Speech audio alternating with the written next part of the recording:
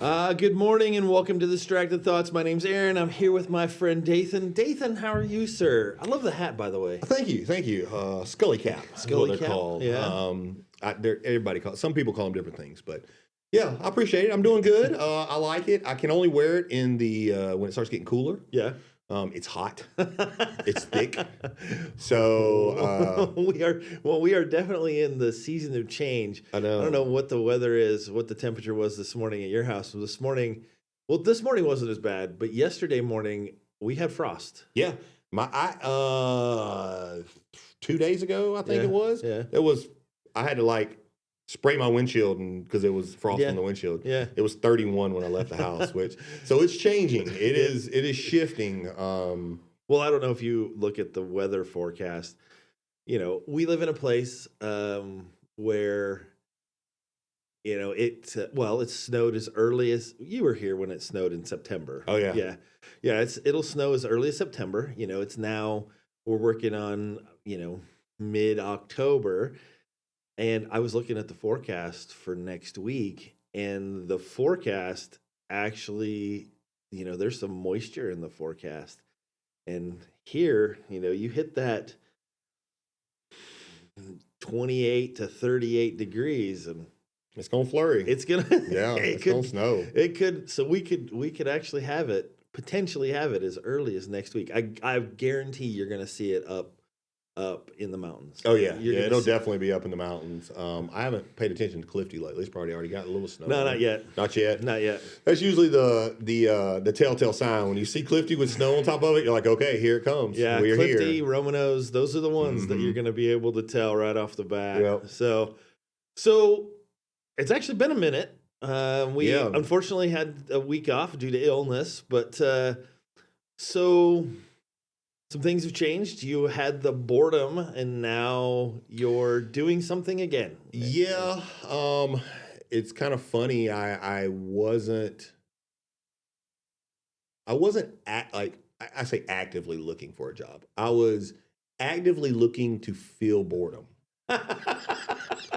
And for a entrepreneur, creative mind who literally thrives on creativity, Right. that is a dangerous space to be. That is. That is absolutely. Because I have started businesses, I have started money pit projects. I've done a lot when I get into those spaces. So I try to keep myself busy enough where I don't get into those. Yeah. But yeah, I sold a apparel company and a t-shirt business, and it thinking, first of all, when I put it up for sale, I didn't think it was going to sell so fast. It sold within 24 hours. Right. So I transitioned out of that way faster than I thought. Right. On top of that, we got our house for sale, and I was expecting to at least have an offer by now. Right. And we don't even have that. So I mean, you've had quite a few lookers. We've had a lot of lookers, but no offers, which is, from what I've talked to all the realtors and everything, that's kind of what's going on right now. Okay. You got a lot of lookers and not a lot of offers coming in. So, a couple weeks there, 3 weeks there, I was just bored out of my mind. And I started hanging out at a co-working space 2 or 3 hours a day, just kind of, doing whatever, a little social media stuff, a little this. Right. And the owner there decided, he asked me, he goes, well, why don't you talk to me? What do you think about coming back out and helping us out part-time? Right. And we've got some gaps to fill in places. Right. And I've already worked for that, but I worked for that business for 3.5 years. So I know the business real well. Well, yeah, you'd work for them before you'd started your own thing. Yeah. The t-shirt and that, now that's come to its close, and it's kind of weird. Yeah, and I went back in a different position than I was in before, but yet still not so different. Right. So it's a happy welcome change. Okay. It really is. It gives me something. I'm only doing about 4 hours a day there, and it gives me something to actually do each day. Right. To get kind of into a rhythm. Right. But it also is not taking up all of my time, so I can still focus on my other business and my creative space. Right. You can still work on the retail space for TQB. You can still do that kind of stuff. Which we launched the online store last week. Oh, very nice. It's not complete, but you can actually shop on our website and for airsoft stuff and everything like that. So better that than, the the hesitation to never do anything. Yeah. You know, the sitting. Yeah. So lots of different things going on that way. I mean, that's great. It is. It's really good. I really am. I'm excited about it. Right. Honestly, you know, if you'd asked me 2 years ago, I'd tell you I was never going to be in this position again. Yeah. But I remember those conversations. I know, actually. and a lot of that had to do with my internal self and things I had to come to terms with. Yeah. And I'm really excited about the new like frontier that I'm seeing. So yeah, that's great. Yeah, I think changes. Well, talking about changes in the weather, I think changes in the air. House is done. Meg and I have been in the house for about 2 weeks. If you look around, 95% of our stuff is moved and is, like I said, you can walk around. 95% of our stuff is in. I would say 70% of it is actually unpacked. So in the last 2 weeks, we actually didn't, I did something that I don't normally, we're very hard-headed that way. We didn't ask for anybody's help. We actually, basically, every night after work or, find time, I'd take a load, go home and unload it. One load. Take a load. And that way it wasn't overwhelming. it wasn't all in one day. It wasn't all at once. It wasn't herding cats to try to get everybody, wasn't worried about somebody else breaking my shit. I mean, we love people, but it's not their stuff. If you ask me to help you move, something's getting broke. Yeah. I'm just that way. I apologize. Maybe that's why I don't ask people don't ask me to help move anymore. So yeah. So so that was it. It was, it's not that they don't care, but right. No. It was probably less stressful too. It was actually doing a it lot slowly. Yeah. Well, a friend of ours, Josh, he's like, it's like you're just oozing into your house. I'm like, yeah, we're not trying to cram it on. We're not trying to make it. We're moving things in and we're arranging a little bit here and we're moving things in and we're arranging here. The kitchen was the first thing that had to be, like everything in the kitchen is unpacked. 90% of our entertainment area is unpacked. Our bedroom, we were actually talking about this the other night. She's like, 3 of those boxes are yours and only one of them's mine. I'm like, bullshit. So we went and looked and she's, no, only 2 of them are mine. The others are hers. She's like, oh, okay, well.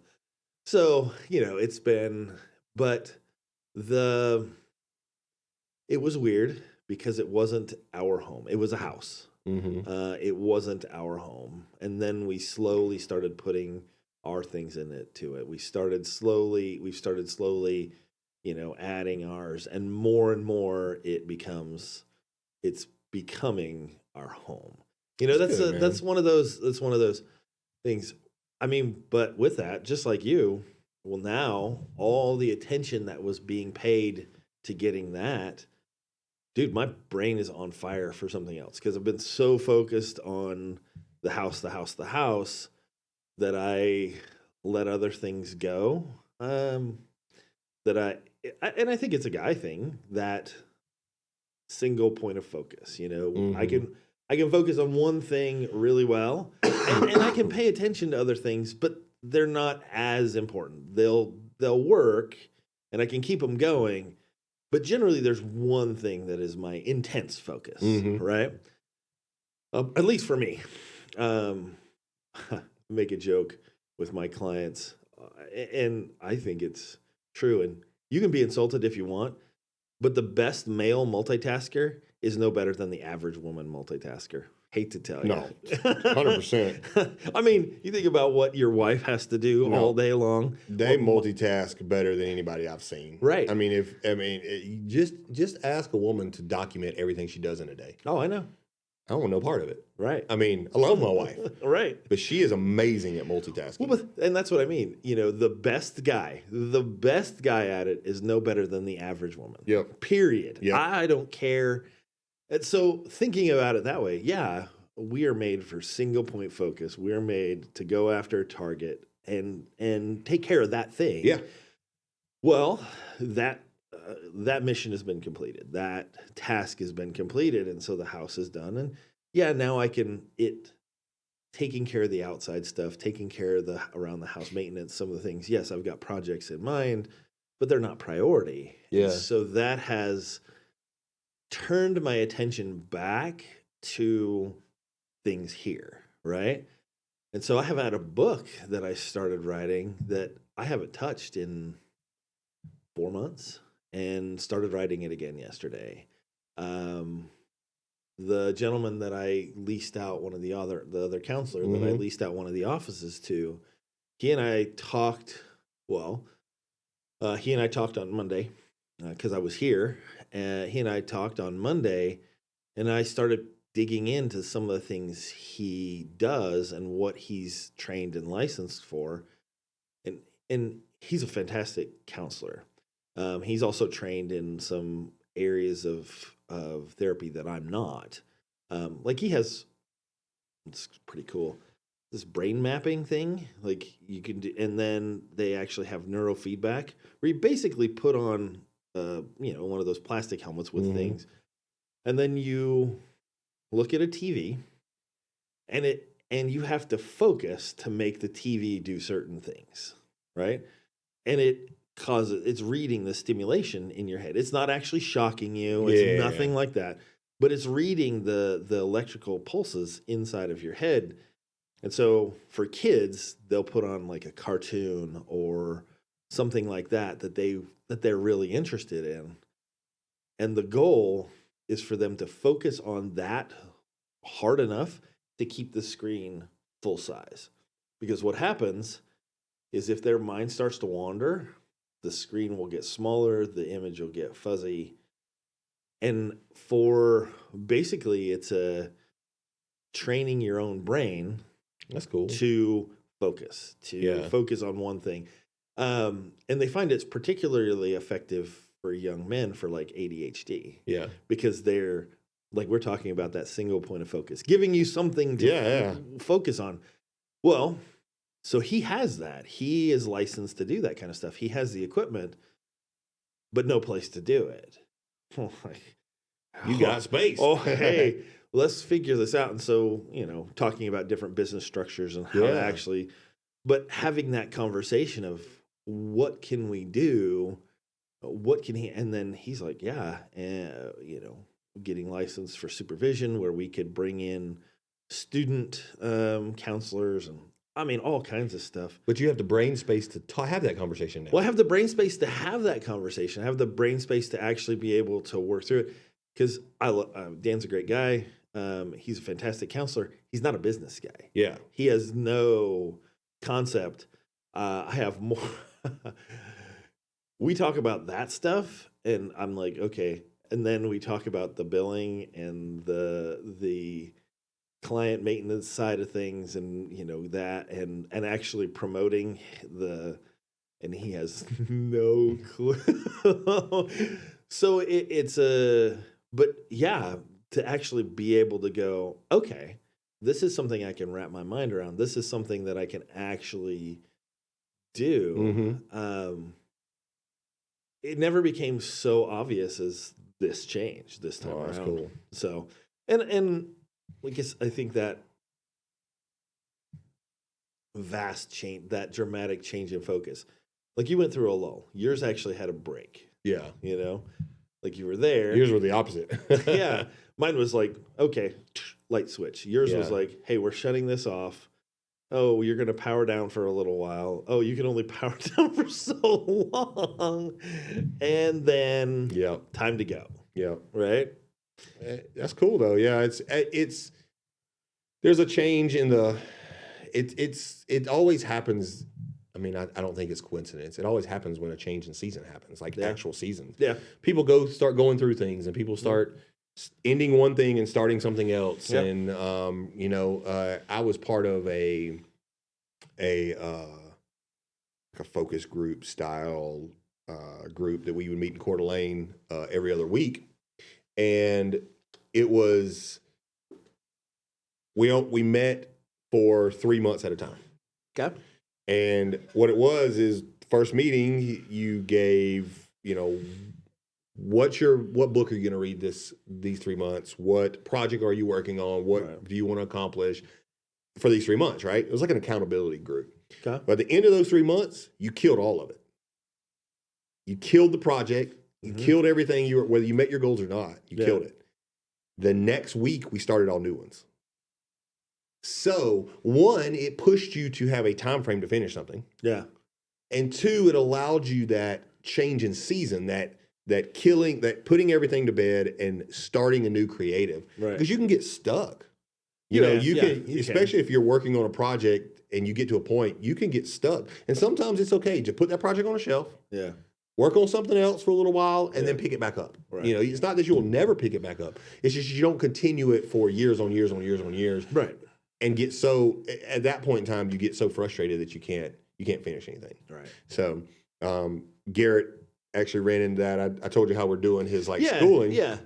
So he's been working on developing a game, and the biggest problem with games nowadays is they're so involved. They're so involved.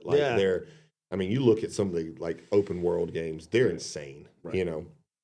Down to textures and tires and stuff. I mean, it's crazy. Yeah. So in his mind, that's what he wanted to create. So, and I knew he would get to a point where it'd be like, okay, I've bit off more than you. Right. But I let him work on it, Right. So he worked on all these very, very hard, difficult, complex things. Like he was trying to learn how to get a guy to do movement by just telling and programming it to. And yesterday he come to me, he goes, I realized I'm trying to create a $1 billion game in a 3-month project, and that doesn't happen. He goes, so I've scrapped everything. Okay. And I'm starting fresh, and I'm going to build a stick figure, 2-level game style thing, Right. And I said, perfect, because you've got to, but now that you've went through all the hard stuff for the past month, that little game's probably going to look simple, right? So even yesterday, he had already built a guy, had him able to move, and because he wasn't worried about it looking like a real person, so he's doing great on that. And I mean, when I tell you, it was like pulling teeth to get that boy to sit down and do 2 to 3 hours worth of schoolwork. Right.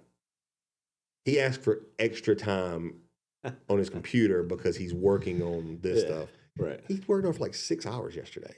He loves it, It's so great. Yeah. So, but it's that, you're right, giving him, he's also under a deadline. He's a month in, he's got 2 months to go, or whatever the time frame is. He's got 2 months to go, and he has to show something for it. So there's a sense of urgency where a project that goes on infinitum is like, I have just that much time. I have forever. Yeah. I don't have to rush. I don't have to worry about, I can create a $1 billion video game if I've got 50 years to do it. Yeah. Right. I mean, yeah. And then what? Yeah. And then what? Well, and he's doing that. But where my mind flashed is, looking at mobile app games and things like that. It doesn't even have to be that, how many of these games are just, you have a few different sprites and you merge them together and people play those games for hours, you know? I mean, look at Flappy Bird. Well, yeah, things like, Flappy Bird, or, what's the game that, it's the little dune buggy jumping guy. Oh, yeah. I know what you're talking about. Yeah. Sight Bike is what it was on Nintendo, but I don't know what it is on the app now. Yeah, but that's literally, and you might get a new bike. Your character never changes much. Yeah. But the bike changes, but the terrain is basically just hills like this. And then it's not even a 3D game. It's not even, no. Yeah. And people play, James was playing it the other day. He's like, oh yeah, this is blah, blah, blah 2. Like, you mean they made more than one of these? Yeah. Well, that's his second semester project. Yeah. So his first one is developing a game. Right. His second 3 months is to develop an app that he can submit. By the end of it, I want him to be submitted and approved to an app store. Okay. So he doesn't know this yet, but as long as the game is playable, I want him to submit that game. Yeah. You know what I mean? I don't care how dumb or stupid or whatever it is. I want him to submit that game. One, how cool would it be to be like, to send your friends a link and be like, hey, download this. Yeah. I just made this game. Yeah. Yeah. You know what I mean? Yeah. And so I want him to have that accomplishment. One, the finishing the game is cool. Two, having it out there for other people, the public to access is even better. Whether it's perfect or not, you know what I mean? It doesn't matter. It's the accomplishment of getting it done. Right. And when he goes through the steps of putting an app on the App Store, whether it's a game or whatever it is, he will know those steps now. Well, that's this whole idea, project management, right? There's a whole field of work, project management. We have X amount of time to get X amount of things done and just work that direction. The philosophies, the ideas, and the renewed vigor once those projects are complete and you're moving on to something else. And I get it. There are some people, everybody's designed a little bit different. Everybody's designed to do things a little bit differently. You and I've talked about that. Yeah. You're an innovator and inventor, that creates, right? I'm not necessarily that, but I'm a business guy. I have a mind for certain things that go that direction. But it still doesn't, but that underlying thing there is that we both do a thing for a certain amount of time, right? There are people that are just made to make the donuts, man. To just go to the widget factory and just do that same thing over and over again. And God bless them, because it takes all kinds. It does. I hear the stories, and I'm sure you've heard the stories, of guys that went and did the same job, worked at the same company, did the same job for 20, 30, 40 years, and then retired. That sounds terrible to me. Everything about that sounds terrible to me. Work till you're 60 to hopefully enjoy another 10 to 15 years while you can still get out and enjoy it. Yeah, if you can. If you can, yeah. Well, funny fact. You know why the retirement age is 63? Because at the time when they implemented the retirement age of 63, the life expectancy in the country was 65. What? Yeah. Wow, that's crazy. Yeah, that's the whole reason the retirement age is what it is because the life expectancy at that time, we were only supposed to live like 2 more years after that. That's the whole goal. That's the whole purpose of it. Not, and nowadays it's, a lot of people live 20 years more than that. We're living 10 times that. I don't know the purpose. I joke, but it's not a joke. I don't know. I don't think I'll ever actually retire. Yeah, I've watched too many of my loved ones retire and lose purpose. Yeah, that's it. Again, that renewed vigor, that I think there can be a change in season, that you can get to a place where, okay, I'm not going to do this anymore, but I'm also not going to be done. I have to, having something to do, having something that, like I said, for me, lights my brain on fire. Keeps my brain, going, and makes me want to say, oh, that sounds like fun. Let's do that. That sounds like fun. Let's go that direction. Let's do that thing. I don't know.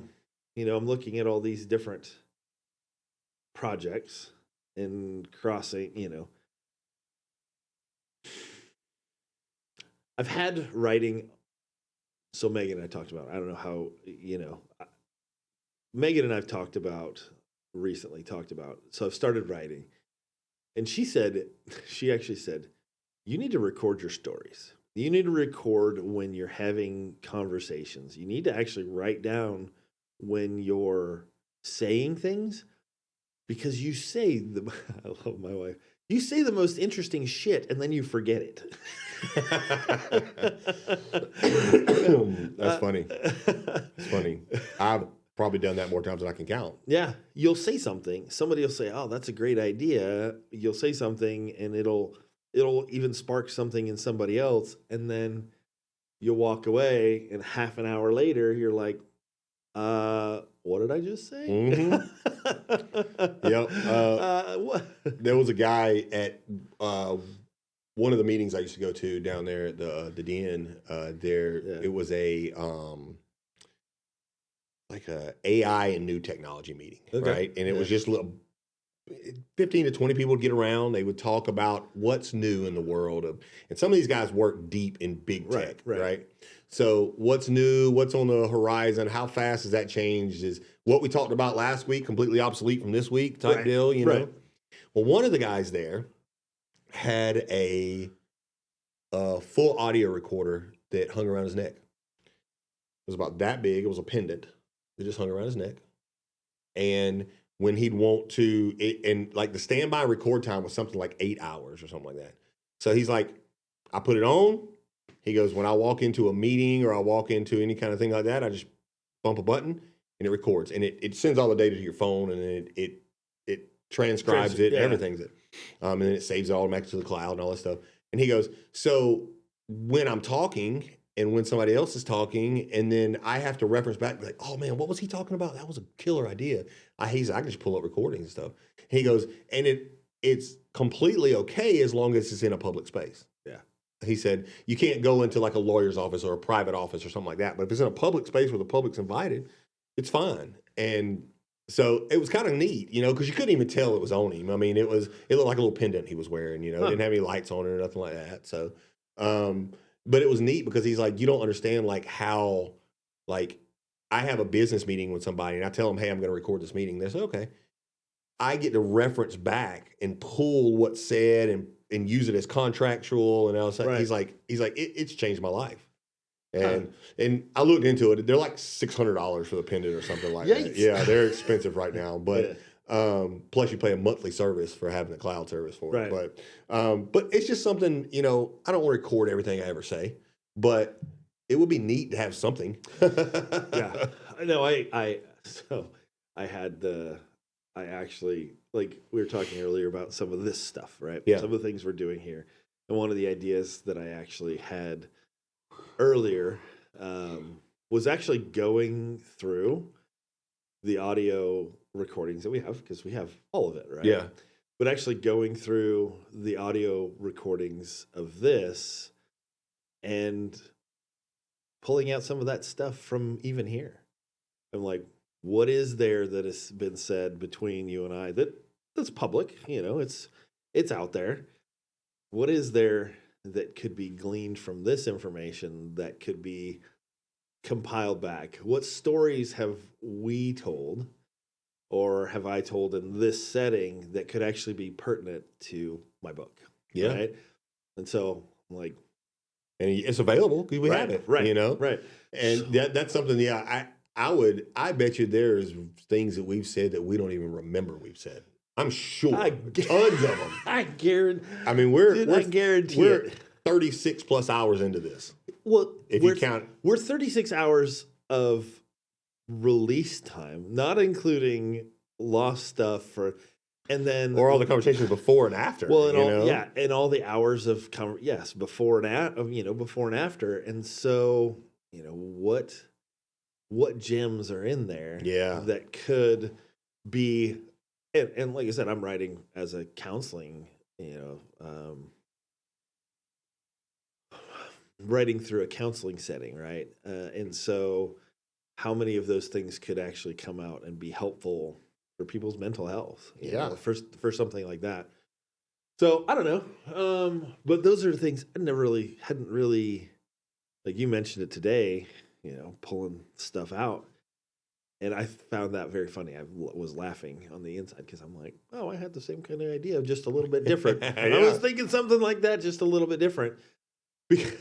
Because like transcription programs, you and I speak differently enough. There is no transcription program on the face of the planet that wouldn't recognize the differences in speakers. Oh, no, 100% could recognize it. Yeah. They can recognize close speakers and barely can make any mistakes. I mean, me and you, yeah. They'd be like, oh, here's Country Bumpkin. Here's City Boy. Wait. I think you were born in a bigger town than I was. No.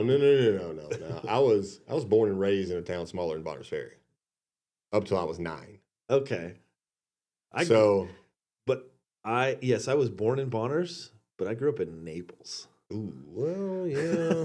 I mean, when Naples had a population sign, it was like 350. Okay. So the town I grew up in, or the town I was born in and lived in, I wasn't born in a town because the town didn't have a hospital. But, I was born at the hospital and my parents lived in that town. Yeah. Kindergarten through 12th grade was one school. Okay, not that bad. If I would have stayed in there, my graduating class was 13 people. Okay, all right. Yep, no, you are. I'm definitely not a city boy. But there was 212 kids in the entire school from kindergarten through 12th. Yeah. So I went through 1st through 8th grade in the same building, that old brick building. Yeah. I went 1st through 8th grade in that building where every class had 1st, 2nd, 3rd, 4th, 5th, 6th, 7th, 8th were all together. And my graduating class from 8th grade was 16, 8 boys and 8 girls exactly down the middle. Yeah, so it was close. It was about similar. Yeah. But but it was funny because that was population stats, but we had 3 grocery stores. Yeah. Really? Yeah. We had an IGA, a Piggly Wiggly, and something else. Yeah. Like a local town one. We had a hardware store. Yeah. There was a college in that town. That's weird. There was a community college in that town. But the reason, we had a McDonald's, we had a Burger King, but the reason all that stuff was there was because the college was there. Right. During the summer, all those businesses shut down. They wouldn't even, I've never seen a McDonald's not be open. Right. McDonald's were not open for 2.5 months out of the year at that town because there was not enough people there to keep them running. So it was weird, you know what I mean? Yeah. The town has grown now. They have a elementary school, a middle school, and a high school. Right. So that's like those Arizona communities that go from 1,000 people to 1.5 million in the winter. I mean, can you imagine? Snowbirds? Because snowbirds. That's a huge jump, dude. Oh, I was talking. My in-laws are getting ready to leave. We have one of my wife's cousins is getting married on the 18th. And then they're gone after that. They're already it's way too flipping cold for us. They're getting ready. And we were talking about it before. And the place that they go, the trailer park is 1 million people. Good gracious. And this is in Arizona, right? It's in Arizona. Yeah. The trailer park is so big. And is it all campers? Park models. Park models, okay. Yeah, park models. Are they in a camper or are they in a park model down They're there? in a park model. Okay. They bought a park model. They bought it so you can buy a lot, which is, a lot is 8,000 square feet. Yeah. It's not big. Yeah. But you buy a lot. It has the power and the water and all that stuff. And so you pay your utilities. And then these park models they're campers, but they're they call them destination trailers now. Yeah. They called them park models forever. Yeah. Now they actually call them destination trailers. Yep. And about half of them, like theirs, last year, they added on to it and basically doubled the size of it. So it essentially fills their lot. Yeah. So there's the camper, the park model trailer. Yeah. And then they actually added on a living room. So they turned their old living room into a kitchen dining room. And then they added on a living room and a laundry room, bathroom. Huh.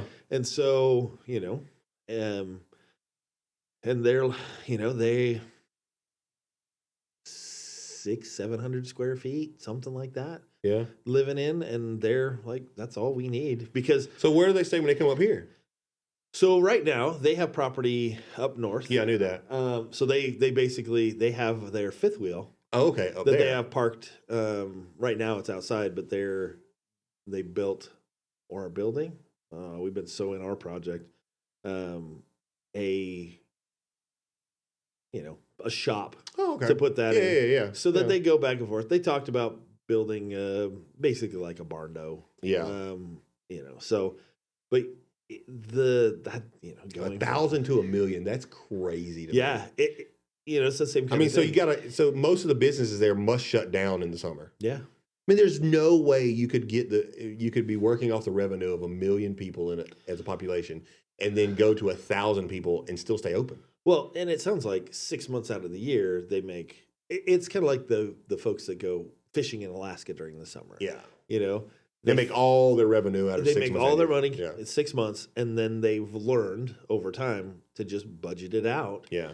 And hey, we're going to be fine. We're going to bust our ass for 6 I'm months. not going to lie. We've been contemplating that with the airsoft place in the summer here. Yeah. I mean, it definitely, everybody's outside doing things in the summer here, because everybody's had all winter, and they're like, so for 3 months out of the year, it'd benefit me not even to have, to be paying employees down there. Right.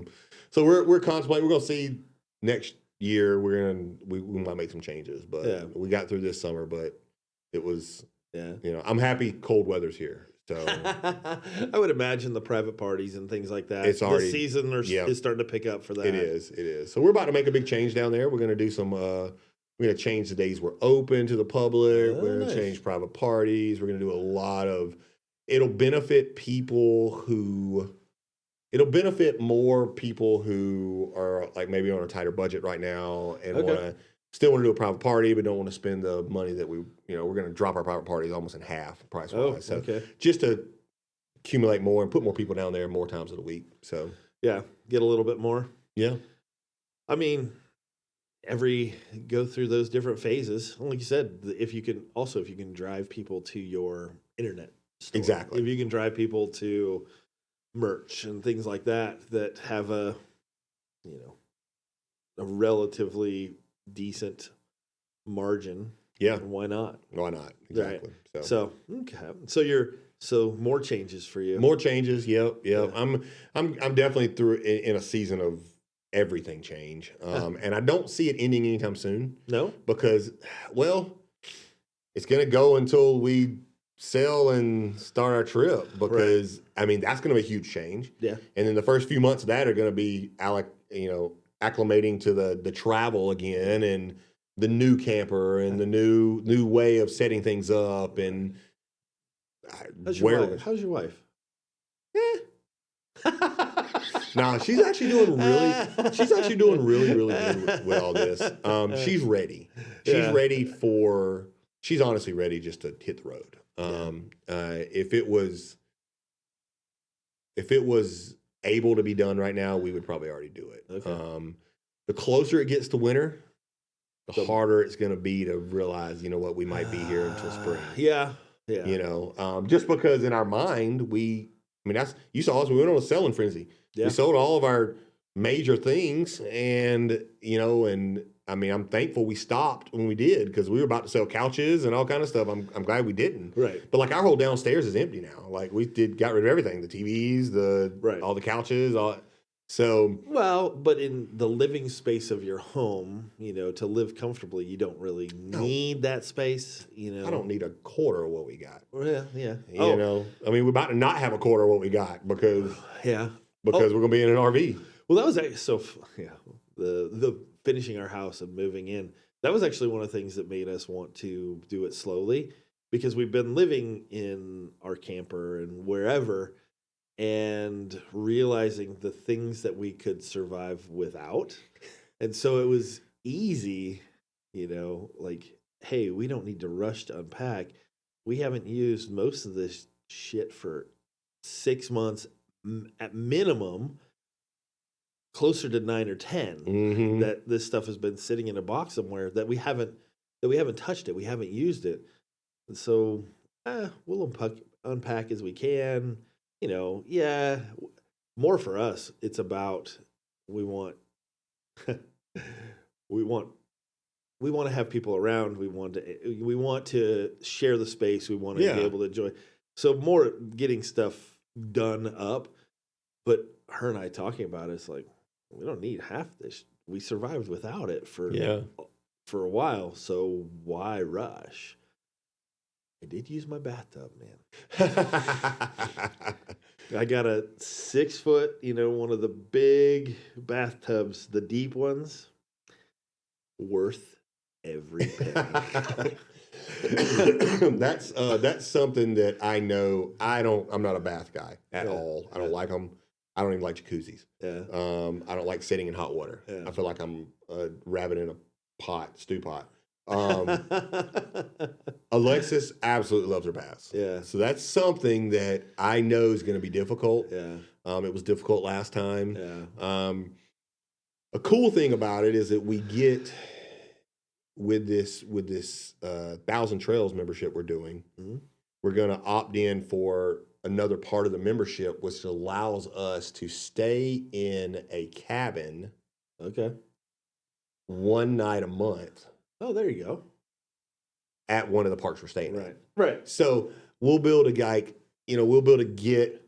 we can still have the camper there, and then there's a cabin too, and we can have a full bathroom and everything. Right. So it'll give it a little bit of breakup at least once a month. So. Yeah, a little bit of privacy. Yeah. Well, yeah. And if you, depending on how you plan it, last day of 1 month, first day of the next. Exactly. Now, granted, that spaces the next one out. It does for a while, but Yeah, we're still trying to figure all that out. Like I said, it's going to be more of an experience because every single RV park that is part of this program has different rules. Yeah. Every single one of them. Yeah. It's the. Oh, we're watching it. It's over there. I can see it. I know. It's habit. I got to watch on my hand. It's habit. Oh, I can't tell you, working with clients and whatnot, I am so hyper aware of time management and I've told so many of my clients, there's a reason why the clock in my office is behind their head, and I can see it, not them. It's those little things you don't notice. Like, I am hyper aware of time management. Like, we came in with the new job, like there's some different expectations. Like you getting in there, getting started. You said, hey, we've got a timeline. Dude, I put that in my melon. I can tell you where all the clocks in this building are right now, and I can tell you pretty close to what they say for time. And it's not because I necessarily want to, but I think that becomes part of who you are when you manage things. Like I bet you there are things that you just do. Talk about that focus. There are things that you just do that you don't even necessarily do. I didn't until you looked at your watch. Like, there's a clock there, there's a clock there, there's a clock there. That's how long we've been recording. Yeah. All the different things. I have a watch on my wrist. I can see. Yeah, and I can read your clock upside down. I know. There's probably things that I do that I don't even realize I do. Yeah. Just daily that are just part of the person I am as a businessman or as an individual. So I'm sure there is. I'm sure there's tons of them. Stepping into this role, slightly different, but some of the same. One of the things you said is you reached out to people that you'd had contact for, and your natural salesman persona, just kicked in, and these people recognize that. And it was like putting on an old hat, right? Yep. So that's, like you said, you say, are those natural things? Yeah, absolutely. That's just something, that's just who you are. Yeah. Can we set those things aside? Absolutely. Yeah, sure. It's I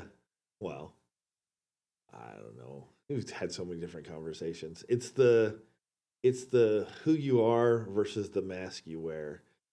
Like we were talking about imposter syndrome a little bit earlier, right? I get it. I understand why people can feel that way, why they can feel unqualified, why they can feel like I don't belong here. Own it. Yeah. I if I've ever had imposter syndrome, it's not played a big part with me because I'm of the mindset if I don't know it, I can learn it. Yeah.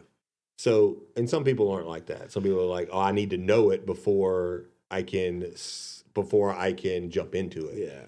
So, I will admit there for a time, especially when I first started counseling, when I first started um, doing professionally counseling people. I've always talked to people. I actually had it. I was terrified that what am I doing? Do I actually know what I'm talking about? And then the confidence, like, no, you have enough life experience. yeah.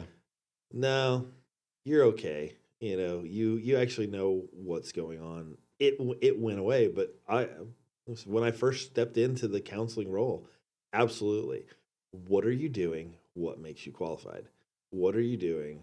How? But then changing that mindset. Talk about what you know. Talk about what you are familiar with. Um, I'm a storyteller. Love to tell stories. Use the stories. Use the stories to teach lessons. Use the stories. Dude, humankind has been doing that for centuries. Oh yeah. Why wouldn't I do what we've been doing for centuries? Yeah. So it is one of those figuring, and it's a natural part. And whatever it is for you. I mean, everybody has it. Tracy, our buddy Tracy, right?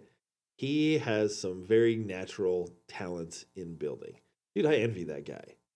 I mean, he's got some skills. He understands things. They're natural to him. They are he so he's working with a bunch of other guys we know. Yeah. Doing that at that cabinet shop, right? Yep. Doors, cabinets, high end stuff. Dude, he was telling me about a project just for doors for this house. One door, $3,200. Good gracious. And they were doing like 30 doors for this house. That's crazy. I'm like, $100,000 Indoors. Indoors.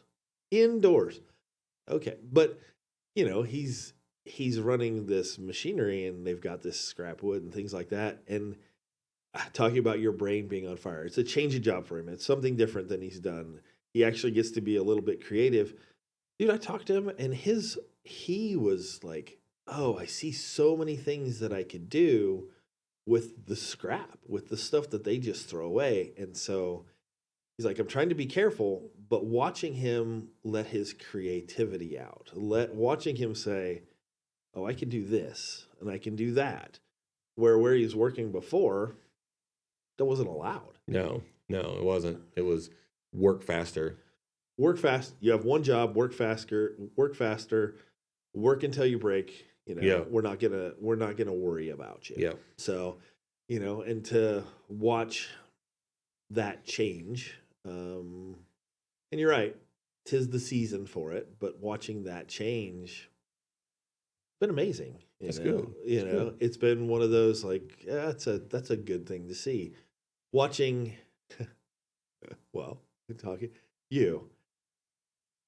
Yeah, you were under the weather, but a different guy walked in this morning than I saw 2 weeks ago. Yeah. I mean, like, you talk about nervous. I'm going to use a good old Southern analogy.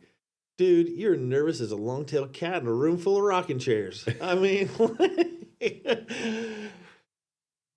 this guy's like, whew, I gotta, and because you had so much pent-up energy. Yeah. They got something to do with it. I do. And it and I'm enjoying it. Right. So that's even better. Instead of doing something you don't enjoy, I'm doing something I actually enjoy. So well, the change in you too. Like, you are older, a little wiser, a little bit. You're older, you're a little wiser. You're not walking into a completely unfamiliar. You and I have actually talked about the cautions of Yep. stepping into this situation, and you're fully aware of them, and have a mental plan of like, okay, we start going that way, I'm gonna head it off. Yep. Head it off. So I think that makes all the difference too. So you can focus on the creative energies of it. No, I don't know. Yeah. No. I think it's that time, man. Is it that time? It's getting there. So. Yeah, I know. Somebody's got a job. I know. Me too. Got somewhere to be. We both do, actually. Yes. So. Yep. So, well, any final thoughts, Dathan? Anything you got on your mind? Yeah, just the change in mind space and what you're filling your time with. Change is good. Yeah. It's needed whether you need it or not a lot of times. Yeah. And I really think that, the seasons, there's reasons we have actual seasons. Right. And when we're in sync with the world around us and the energy around us, I believe that our bodies also have seasons, and our mind has seasons, and our projects have seasons. So, don't fight the season change so bad. Right. It's coming. Yeah. Winter is coming. So, yeah. Well, and realize that your focus shifts. Realize that, hey, something that occupied your time for one of those seasons might take a back seat for a while, and something else can jump in its place. We talked about it with Garrett, talked about you, me, but realizing, hey, shelf it or put it aside. It can move to a different priority. It doesn't have to die completely, but it also doesn't necessarily have to be the center of focus. Think about what is important in that moment. Do that thing, and do it to the best of your ability. Do it to the best you can. And don't try. Don't let things lapse, but also you don't have to multitask. You don't have to manage everything to the best of your ability all the time. Focus on something. Yep. So with that, we've come to end of another episode of Distracted Thoughts. Thank you for being here. We appreciate it, and we will see y'all next time.